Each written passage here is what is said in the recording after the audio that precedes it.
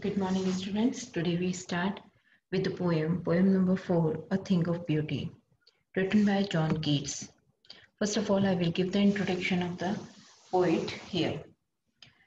John Keats was one of the finest English poet of the Romantic school of writing.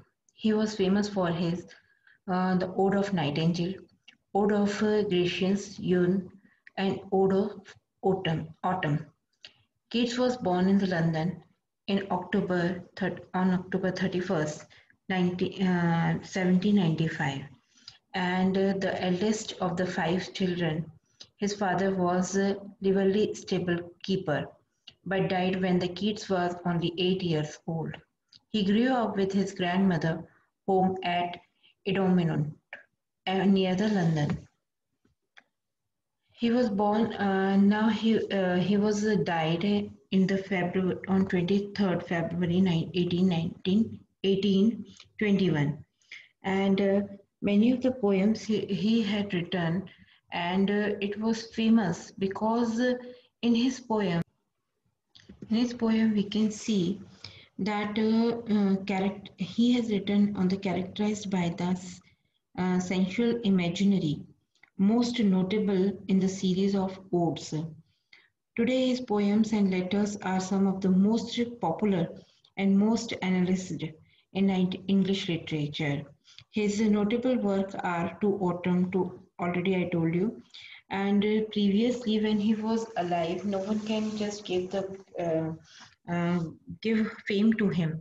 But after his death, English literatures had seen that it is a significant role that is done by John Keats. So, in the ode of the poem, in this poem, writer, the thing of beauty is joy forever. In this poem, he had written that a very opening line he has written, a thing of beauty, openly recites a very theme of the poem. Any beautiful object is always treasured in our mind because it provides us eternal and everlasting joy. The happiness that anything beautiful provides never faded into the nothingness but multiplies manifold whenever it returns in our mind. Means he wants to say that whatever you have seen, for example, anywhere you have just go for travel, and if you have seen any landscape and any scenery, any waterfall, anything you see and you just like it, so whenever you remind those about that thing, about that scenery, about that waterfall, whatever is there, to whom you feel pleasure and feel happiness, so whenever you again and again, whenever you remind it, when memorized it, it will be multiplied. Or again and again, you have to think about it.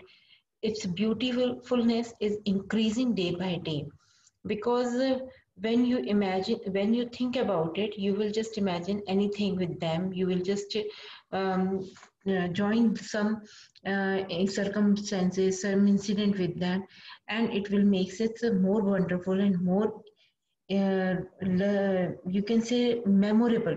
For the lifetime it will be memorable, that the John Keats had written in this poem. So we will start the poem with the paragraph wise. Okay, in the next video I will explain it.